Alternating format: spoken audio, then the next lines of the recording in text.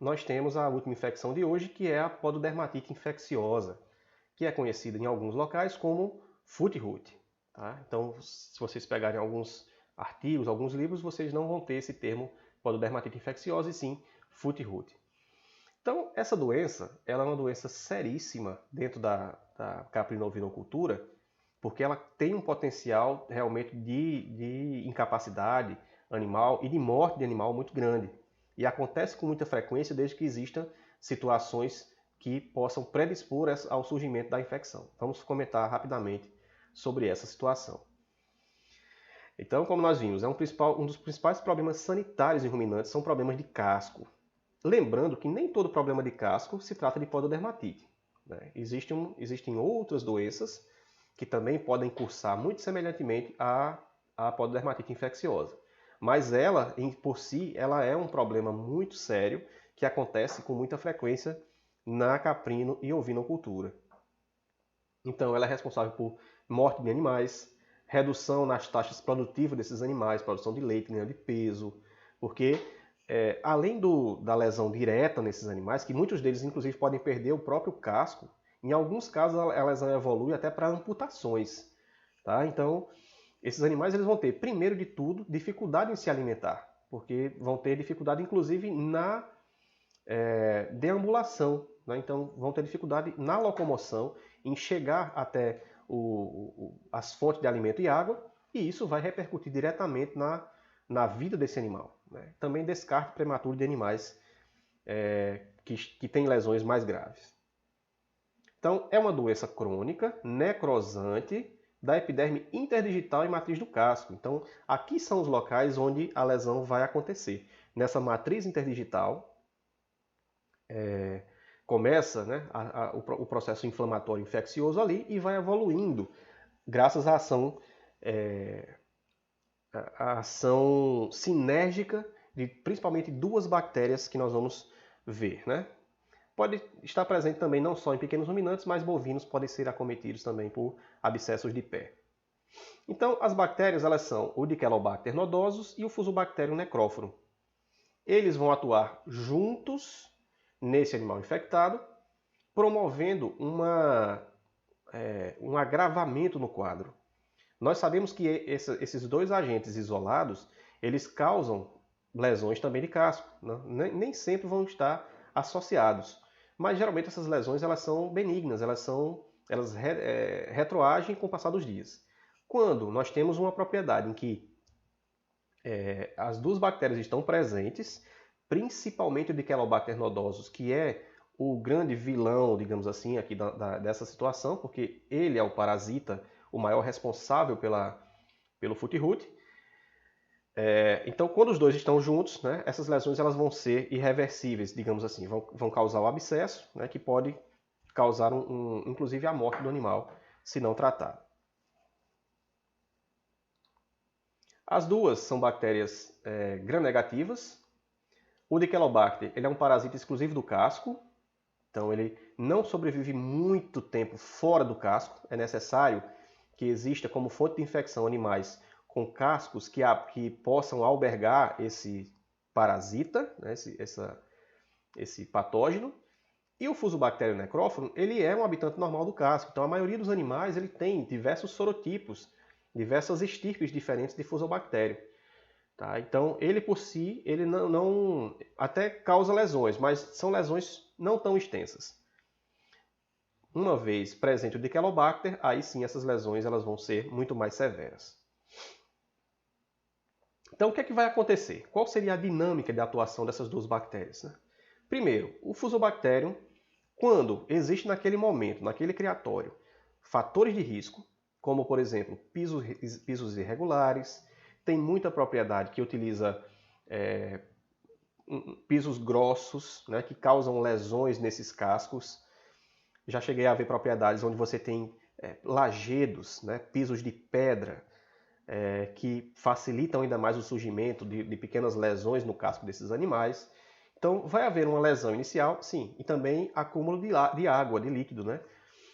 Essa lesão, essas doenças acontecem geralmente em propriedades que têm acúmulo de água, que não tem uma boa drenagem de água nas suas instalações. Então, você tem, por exemplo, acúmulo de matéria orgânica, acúmulo de água juntamente com essa matéria orgânica. Esses animais eles vão pisotear o dia inteiro.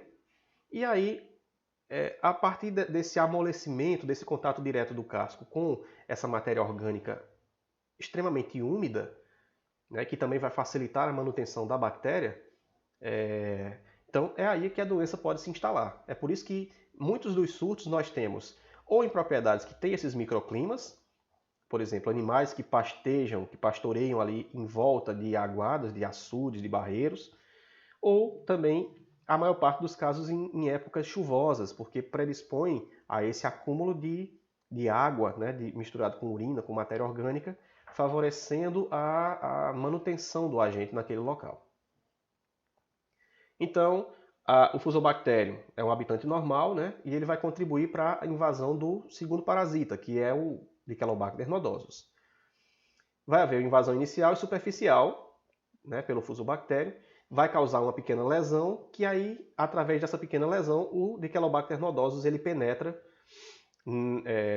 nessa solução de continuidade, causando um aprofundamento na lesão. Então, digamos assim, causa uma lesão inicial, o outro entra, causa uma destruição tecidual, né, naquele local. O Dichelobacter ele vai causar essas lesões mais profundas, essas lesões mais profundas, por sua vez, vão facilitar a penetração para as camadas mais internas desse casco, desse espaço interdigital, pelo fusobactério necrófago. Tá? Então, um lesiona, o outro penetra, aí vai causar lesões, o outro vai mais fundo e aí se instala a infecção propriamente dita. Então, é um efeito sinérgico entre as duas bactérias.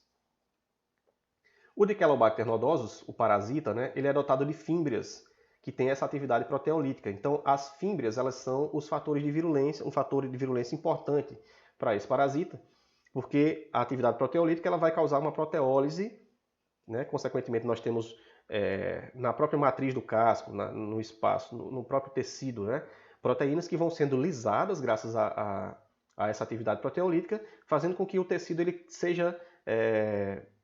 cause um desarranjo tecidual, uma destruição tecidual. Após crescer, né, ao crescer, produz um fator que favorece o crescimento e a capacidade de destruição do fusobactério necrófago. Então, são produzidos fatores, né, que favorecem ainda mais a proliferação do fusobactério. Existem 10 sorogrupos e 19 sorotipos diferentes do Dichelobacter. Inclusive, já foram feitas pesquisas em que você encontra no mesmo casco do animal mais de um sorogrupo diferente. Então, são várias estirpes diferentes da bactéria que podem atuar no mesmo momento. E isso vai causando lesões cada vez mais graves, né? Porque cada uma tem uma virulência diferente. O Dichelobacter possui a habilidade de multiplicar-se lentamente e permanecer viável por longos períodos na presença de nutrientes. Então, como é que isso acontece, né? Se é uma bactéria que dura tão pouco tempo no ambiente, de que forma ela se perpetua? De que forma a doença se perpetua dentro de uma criação? Então, primeiro, esses animais eles vão ter, a maioria dos casos, como a gente falou, fatores de risco. Então, é a presença de áreas alagadas, a presença de pisos que vão favorecer lesões de casco. E outra coisa, geralmente essas propriedades elas não têm um manejo adequado. Então, esses animais eles não passam por um casqueamento sistemático, quando necessário. Então, os cascos acabam crescendo demais, acaba havendo a formação de depósitos de matéria orgânica nesses cascos, até por lesões mesmo, né? Os cascos vão quebrando e tal, e vão se formando orifícios, onde vai sendo depositada, graças ao pisoteio, né, matéria orgânica dentro desse casco, e ali, né, o Dichelobacter ele tem tudo o que ele precisa.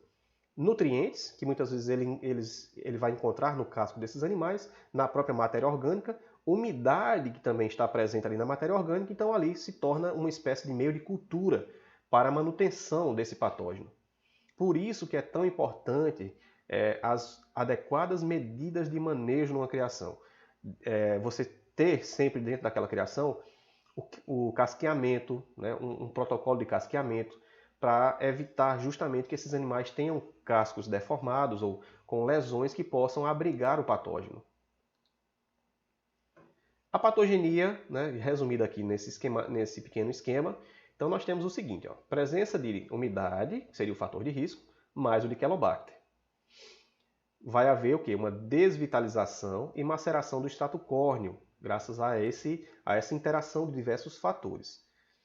Essa destruição, essa desvitalização do extrato córneo do casco vai possibilitar o crescimento de outros micro-organismos, como por exemplo o Fusobacterium, que a partir de então, né, graças a esse efeito cinético, vão invadir a pele desse animal, camadas mais profundas da pele, causando a doença. Tá? Então, como nós vimos, é uma associação de fatores. Por exemplo, no artigo que foi disponibilizado hoje, ele retrata um surto que aconteceu numa cidade vizinha, aqui há alguns anos atrás. E aí, o que foi que a equipe se deparou quando chegou nessa criação? Nós vimos, quando se viu, né, se visitou a propriedade, observou-se que ele tinha nos cercados, nos apriscos, uma espécie de mureta. Não era bem uma mureta porque era baixa, mas é como se ele tivesse colocado junto à cerca uma fileira de tijolos, né, encimentados, formando como se fosse uma piscina plana, né, ali onde fica depositado as fezes dos animais. Então foi se formando uma camada ali dentro daquele local de matéria orgânica, a cama, né, graças às fezes que os animais iam depositando ali. E aí, no período em que aconteceu o surto, que foi no início do ano, né, então as chuvas, nós sabemos que nossa região acontecem basicamente nesse período, e era realmente uma época muito chuvosa. Então começou a acumular água junto com aquela matéria orgânica, não tinha um sistema de escoamento através dessa mureta, né? Então tudo ficava depositado ali e os animais eles pastavam dentro daquele caldo. Né? Então a primeira coisa, né? A umidade faz com que o casco fique mais amolecido.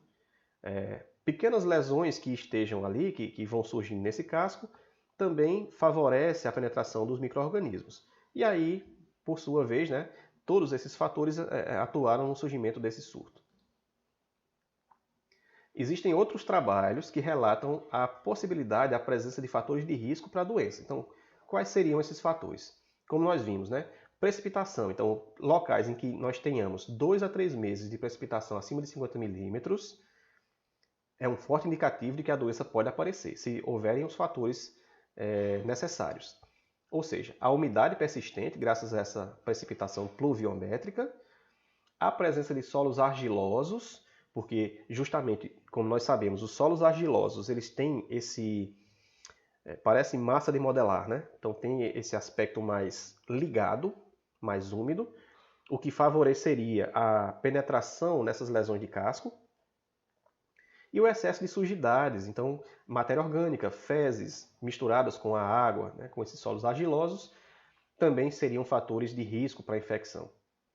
E aí, como nós vimos, né, existe uma diversidade de estirpes de Quelobacter. Então, um animal que teve a infecção por uma determinada estirpe não está livre de adquirir novas infecções, mesmo que seja pela mesma estirpe. Então, não há a geração, a produção de imunidade após a infecção. Tá? Então, aqui só resumindo, né, a questão da epidemiologia, nós sabemos que a doença está relacionada com a tríade epidemiológica, características do agente, a presença do agente naquele local, graças a também fatores ambientais, como a própria pluviosidade, e também os hospedeiros que participam diretamente da infecção. Então, isso tudo vai depender, né, o surgimento da doença vai depender da interação que aconteça nessa tríade. Susceptíveis, com lesões de casco, com cascos mal cortados, o ambiente úmido e a presença do parasita. A temperatura, né, também, nós sabemos que épocas de muita pluviosidade, com temperatura mais quente, um pouco mais quente, favorece a proliferação bacteriana, o que diminuiria em regiões com clima mais temperado, regiões mais frias. E aí, outra coisa, um dado importante de pesquisas é esse fator hereditariedade de resistência. Determinados animais, determinadas raças que possuem uma conformação, uma resistência de cascos diferenciada, né? Eles possuem cascos mais rígidos eles são menos susceptíveis, porque, consequentemente, esses cascos mais rígidos vão conferir uma maior proteção para a invasão. Tá? Então, tem que se pensar também nessa possibilidade de hereditariedade, de você comprar animais de determinadas raças ou que tenham essas características de possuírem cascos mais resistentes. Em relação à cadeia epidemiológica, então a principal fonte de infecção será sempre animais doentes crônicos, porque nós vimos que o Dichelobacter não sobrevive muito tempo fora do hospedeiro. Então é importante para a manutenção da infecção que sempre existam animais portadores dentro do criatório. Como, por exemplo, nessa imagem, né, você vê o animal pastando diretamente no solo argiloso às margens de um reservatório de água. Então, aqui está muito evidenciada, né, os fatores de risco para a infecção. Sinal clínico muito comum é claudicação, porque nós já vimos que as lesões elas vão ser limitadas ao casco. Esse animal vai ter uma dificuldade para andar. Muitas vezes, quando a lesão ela já se encontra em um estágio mais avançado de desenvolvimento, os animais eles tendem a ficar de joelhos, porque a dor é muito intensa nos cascos, então eles perdem a capacidade de ficarem em estação e começam a pastarem de joelhos. Isso vai causar um outro problema secundário. O externo vai começar a arrastar no chão. Então vai havendo lesões de externo, consequentemente também a formação de miíases externais, e aí sim esses animais, boa parte deles podem evoluir para um óbito se não tratados. Então, veja só, estudos mostram que a maioria das lesões dos membros são em membros anteriores. Tá? Então, fizeram um levantamento e observaram que a maioria dessas lesões ocorrem em membros anteriores. Por que será? Né? Existem várias especulações. De repente, a própria distribuição do peso do animal, então, que iria predispor uma maior lesão nos membros anteriores e, consequentemente, esses sendo os mais acometidos. Mas eu acho que isso também precisa de uma maior investigação. Então, o desenvolvimento, né, a progressão dos casos dura em torno de 10 a 20 dias da entrada até o surgimento das lesões. E aí, inicialmente, você tem uma hiperemia, edema e umidade no local. Isso já no início, né, no início do início do processo inflamatório. Com o avançar das lesões, o animal vai ter claudicação. Se estabelece, então, nesse espaço interdigital, a infecção propriamente dita e, querendo ou não, uma resposta imunológica desse animal à infecção, causando a presença de exudato amarelado. Então tem pus naquela região, né? Já nesse momento, no transcorrer da infecção. Com a evolução do quadro, vai se formando um abscesso. Né? Pode se formar um abscesso, pode se formar ulcerações na sola do casco, o desprendimento do tecido córneo. Então esse animal ele pode perder o casco. Essas lesões necrosantes elas podem ir subindo, podem ir evoluindo, ascendendo. E tem muitos animais que podem ter, inclusive, também amputações, não só da região do casco, mas também das articulações superiores desse membro afetado. Aqui nós temos, né, uma variação na severidade das lesões. Então, nós temos a pododermatite benigna, que é aquela formada apenas pelo fusobactério. Ela é autolimitante. Pododermatite intermediária, quando nós temos uma disseminação maior dentro da estrutura do casco. Então, ó, cepas de pododermatite intermediária causam lesões no bulbo. Geralmente são aquelas estirpes que vão lesionar principalmente o bulbo, que é aquela região onde tem um impacto maior, que sustenta mais peso aqui quando o animal pisa. Cepas benignas causam dermatite interdigital, que podem cicatrizar por si só. E as cepas mais virulentas causam a pododermatite virulenta, que vai, em muitos dos casos, causar uma lesão bem mais extensa em toda a muralha, né, no bulbo também, causando também, por fim, o desprendimento desse tecido e a perca do casco. Aqui, nessa imagem mais de cima, um animal pastando de joelhos.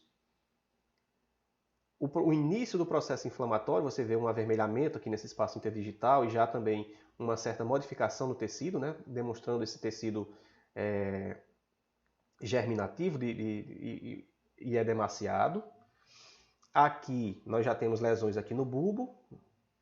nos dois bulbos no caso, e também no espaço interdigital, você já tem um grau bastante complicado de necrose tecidual, né, formação de abscesso com exudato. Mais uma vez, aqui as lesões no bulbo, a gente tem também essa presença desse conteúdo caseoso já nesse momento. E aí, por fim, né, em relação à questão do diagnóstico, como seria realizado o diagnóstico e a diferenciação de pododermatite para outras lesões de casco. Então, primeiro, tem que se levar em consideração as características das lesões. São lesões muito extensas, que apresentam um odor extremamente forte e pútrido, né, porque é um tecido necrosado, forma-se esse conteúdo caseoso, purulento. Tem que se levar em consideração características climáticas, né, dados epidemiológicos, como, por exemplo, a ocorrência dessas lesões em períodos que coincidem com períodos chuvosos. E também tem que se levar em consideração essa característica recidivante. Tem muitos animais que são submetidos a tratamento, a medidas de controle, mas que, querendo ou não, um pouco mais adiante, quando há novamente uma combinação de fatores predisponentes, eles acabam reaparecendo com essas lesões. E o diagnóstico definitivo é dado com base na microscopia convencional, óptica. Então você pode fazer prints daquelas lesões e você vai observar, vai aplicar, vai submeter essa lâmina fixada, né, à coloração de Gram, ou também você pode utilizar outras técnicas, como a própria imunofluorescência, mas através da coloração de Gram, um exame direto, né, uma visualização direta, você vai conseguir observar essas bactérias com esse formato mais ovoide, mais de bacilo, gram-negativas. Então, você pode fazer uma associação, uma combinação de fatores de análises para chegar ao diagnóstico. Pode ser feito também um teste sorológico, como o próprio ELISA. A PCR hoje é extremamente indicada, porque você acelera bastante o processo de identificação bacteriana, do Dichelobacter, também das outras bactérias envolvidas, né? Ou você também pode optar pela cultura, pelo teste microbiológico, pelo cultivo microbiológico, que obedece a critérios muito específicos. É uma bactéria que necessita de meios enriquecidos com casco moído, porque simula o seu ambiente, o seu habitat natural no casco de um animal. Então, é necessário realizar um cultivo em meios enriquecidos com casco moído em atmosfera anaeróbia. Então, essa é uma outra característica do parasita, né, do Dichelobacter. Ele necessita de um ambiente anaeróbio para a sua multiplicação. É por isso que os cascos oferecem esse abrigo para ele, porque aquele casco lesionado, cheio de matéria orgânica, né, solos argilosos, onde a bactéria vai se multiplicando, ali está tão compactado no interior daquela lesão que o oxigênio ele não chega a contento. Então, a bactéria ela vai se aproveitar desse espaço, desse ambiente anaeróbio para se multiplicar. Por isso que é tão indicado você realizar o casqueamento, porque à medida que você remove aquele tecido morto, né, aquele tecido excedente do casco, você acaba expondo o micro-organismo à presença do oxigênio. Então, isso também é uma medida muito efetiva no controle da infecção. Tá? Submeter essas lesões, né, à presença do oxigênio. Então, o esquema de controle é baseado em 2 pontos.